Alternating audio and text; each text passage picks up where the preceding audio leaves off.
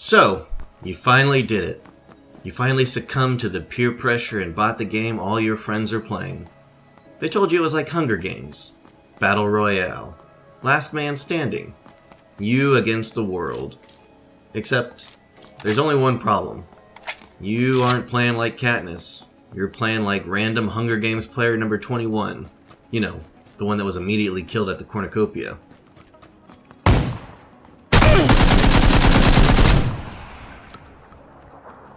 Well, sit back, buddy. We'll break down this game so that you can turn into the Katniss that you always wanted to be.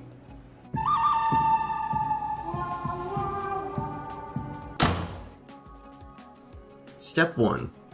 Load a game, but before you do, make sure you have the right amount of coins. 1,337. That's the right amount. It makes you elite. Okay, so now you've loaded the game. This countdown, waiting for other players to load in, gives you ample time to go try out a weapon. They're on the picnic tables on the side.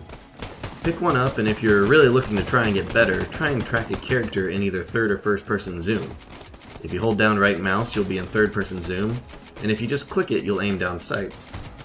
This can help you with practicing your aim in an easy environment. And if you don't get a weapon, just madly click like you are firing it. That'll make your enemies cower in fear. Also, before the match, try and find your arch nemesis, or your alter ego. You'll recognize him by the stupid goggles and tie he's wearing. Make him understand that there can be only one. And of course, make sure to light yourself on fire so that others know how much of a badass you are.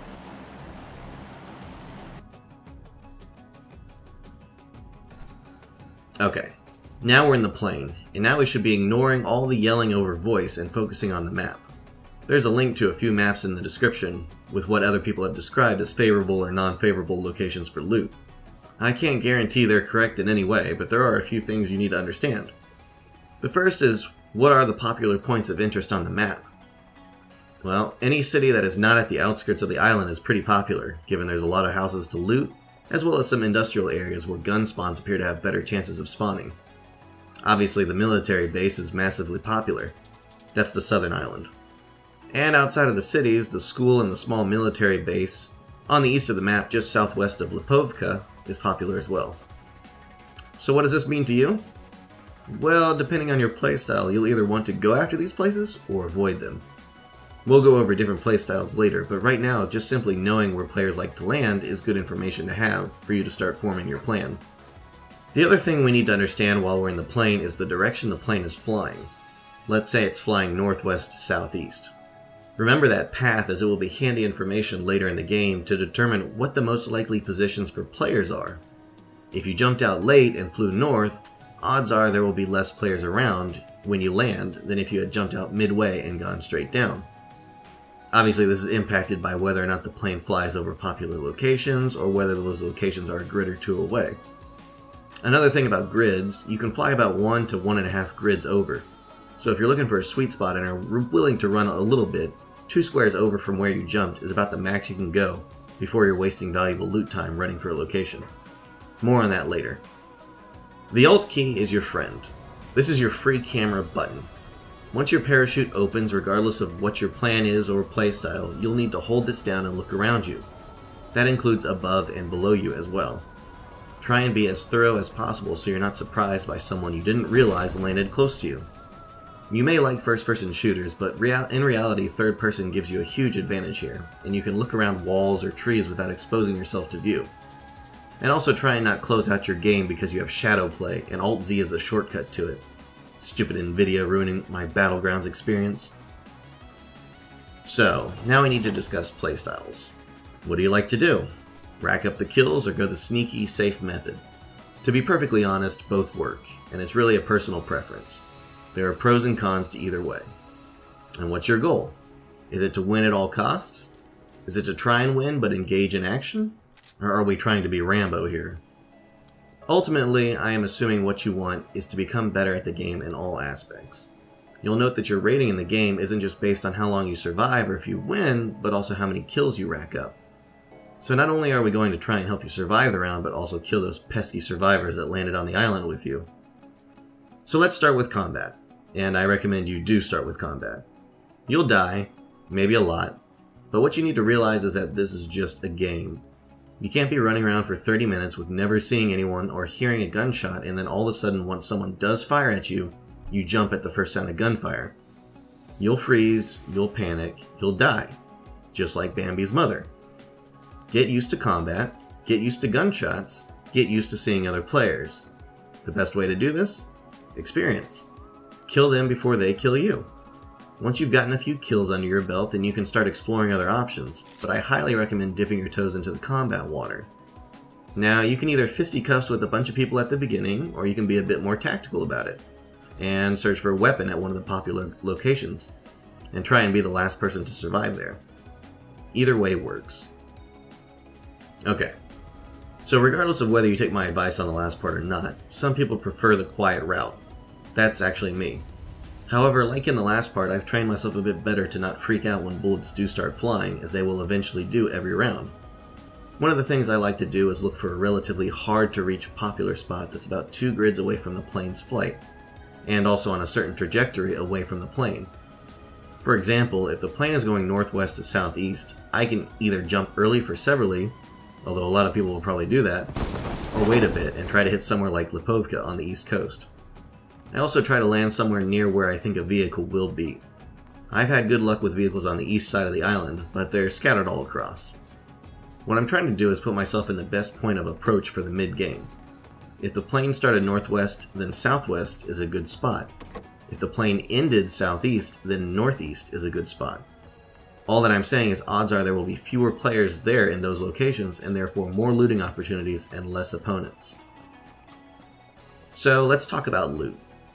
My priority list for loot is as follows: guns, backpack, first aid, armor, mods.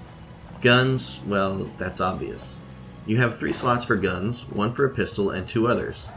On the pistol, whatever works. I do, however, try and stay away from the revolver just because the 1 bullet at a time for reload is a bit ridiculous. I recommend trying to get a long range and short range weapon for the other 2 slots.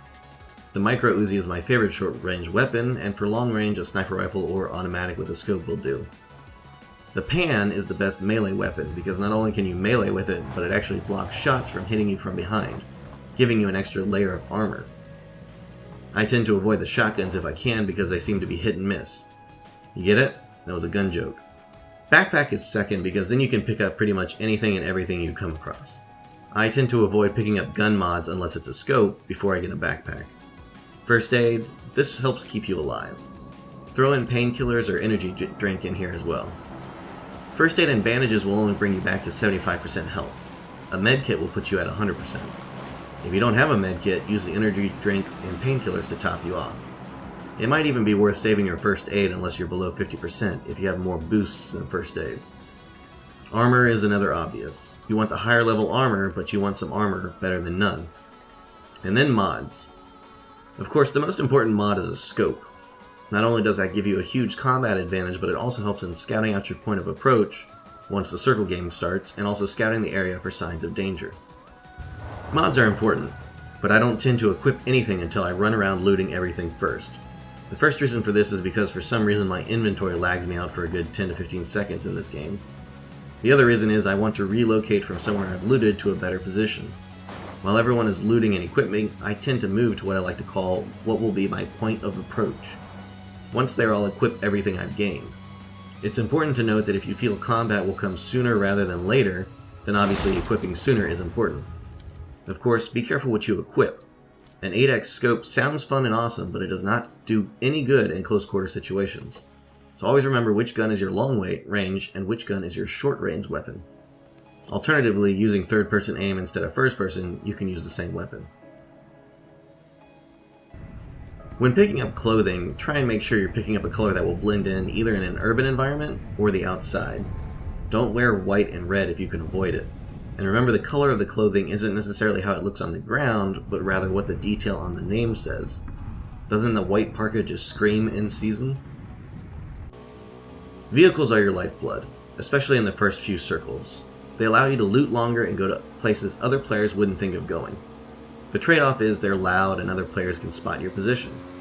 This is why I tend to dump the vehicle after the second circle, but if you'd prefer, you can drive that thing to the middle of the existing circle and find a good place to camp. Just be aware that anyone nearby will definitely know your location. Personally, I like the covered UAZ the best, simply because it seems like the most difficult to hit the driver out of. You can boost in your car using shift, and I'm pretty sure that if you see red brake lights on vehicles, that means it's been driven by a player and not a spawn. But I'm not 100% sure on that. And of course, if you're going to drive a vehicle, make sure you know how to drive a vehicle.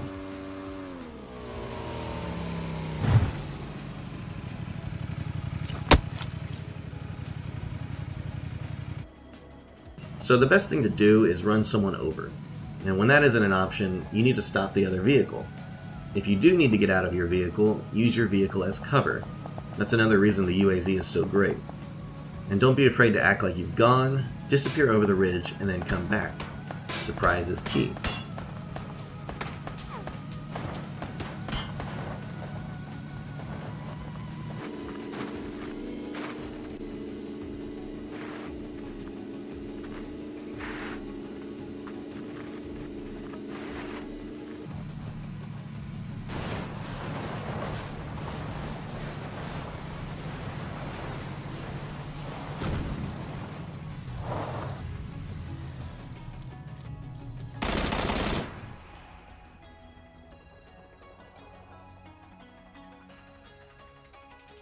The white circle is where the game area is going to be restricted to.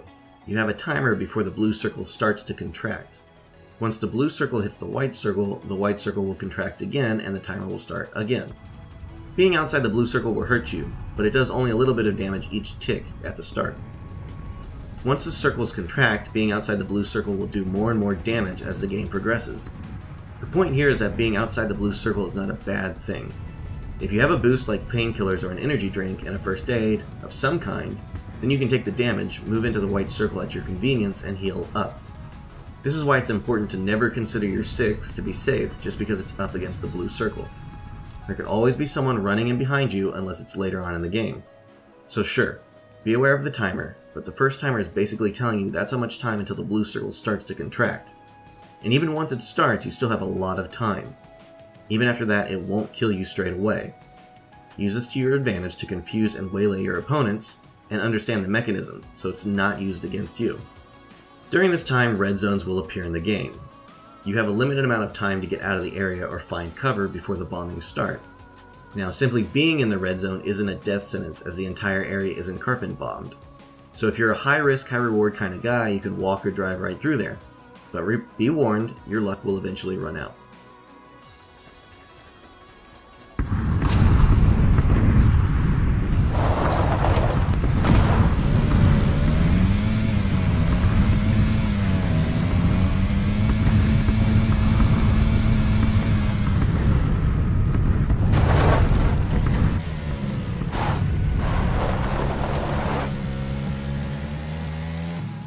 When looting buildings, a good sign to tell if someone may be there or came through there is if there are open doors. Most players don't take the time to close them unless that is they're still there and camping them waiting for you. The best helpful tip here is to try and peek through windows and see if the interior doors are open. If they are and the exterior door is closed, that's a good bet someone is there waiting for you. Speaking of buildings, they provide hard cover but they severely limit your visibility. Unless there's someone running around outside, anyone waiting for you behind a tree will have the upper hand on you. I try to avoid camping in buildings wherever possible, and I prefer to have the visibility of my surroundings. For example, hiding behind the exterior walls of a building is more beneficial than hiding inside the building itself.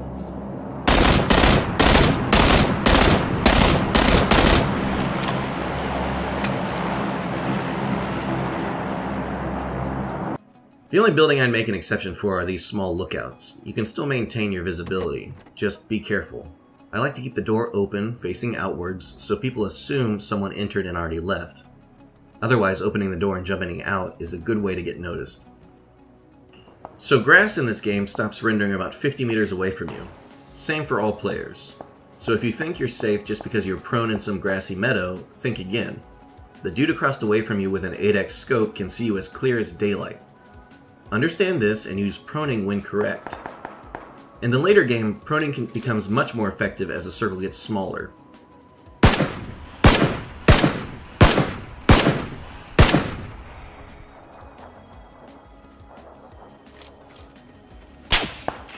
When being shot at, you'll hear two distinct noises.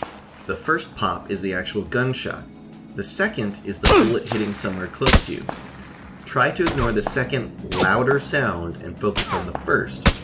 This will help you pinpoint from where you are being shot. And I almost forgot. This goes for all sounds, but the sound direction is based off the direction of your camera, not your player. So if you're looking off to your left and hear something behind you, then it's actually to your player's right.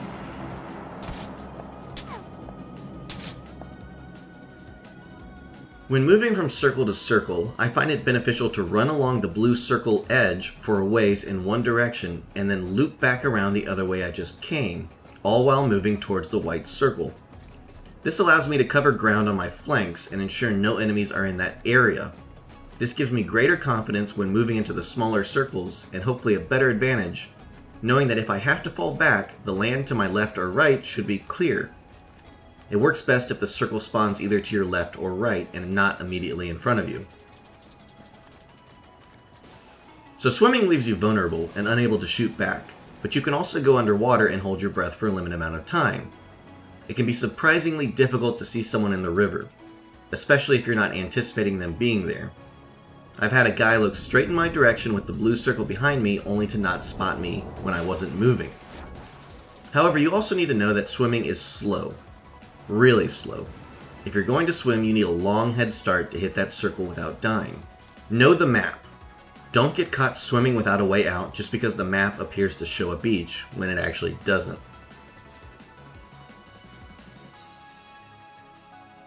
Just because you see someone doesn't mean you should open fire on them. Consider your position and their position carefully first unless you think you can take them down in a bullet or two. Can they run to cover and return fire? Are you protected in your cover or out in the open somewhere? Do you think there are other players nearby that would hear your shot and become aware of your position? Will you die from the circle if you engage in this fight? And don't be afraid to disengage from a fight if you no longer have the upper hand.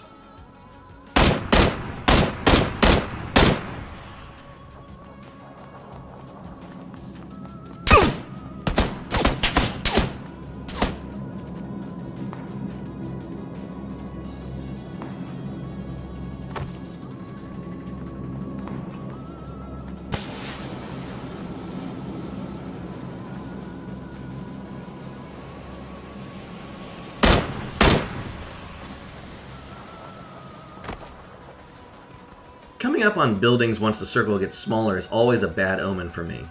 Not only could there be people camping in those buildings, but there could also be people in the trees camping and looking out for people camping in buildings.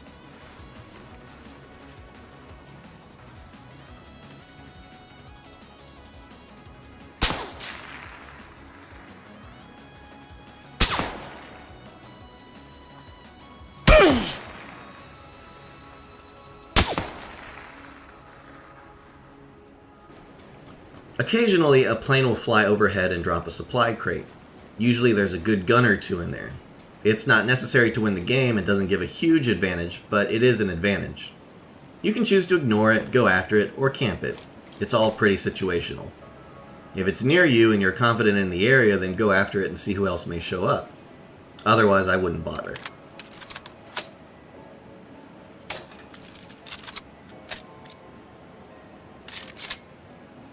If you're going to try and take someone out, try not to let them know you're there. Simply running in front and spraying and praying doesn't really inspire confidence in the kill.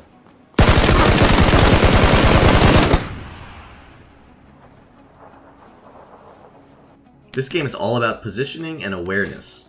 And if you found someone and it's a surprise to both of you, make sure you are the first one to react.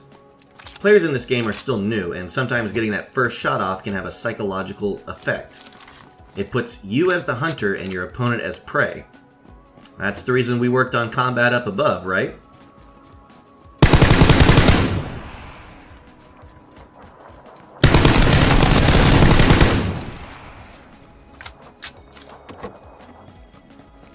This is why you should be constantly free looking. This dude should have easily seen me behind him.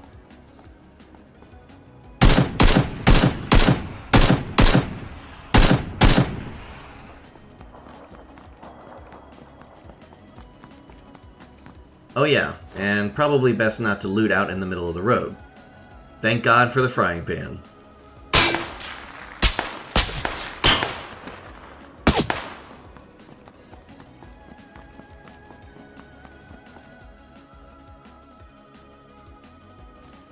Try and check the bushes if you need to run. Other players may not be as bold or impatient as you. This is why it's always good to scan the horizon and points of interest before running out.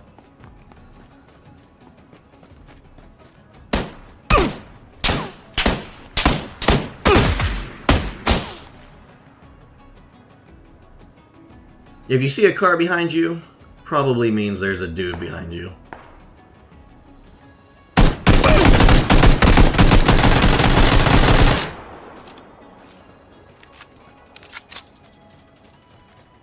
Don't be this oblivious dude next to this haystack here.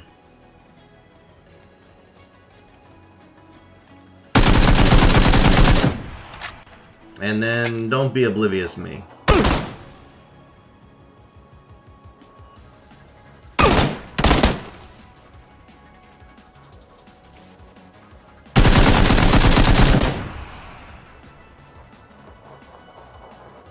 If you make it to the final 3, try not to throw a grenade. It makes noises and your character moves. This can be easily spotted and countered.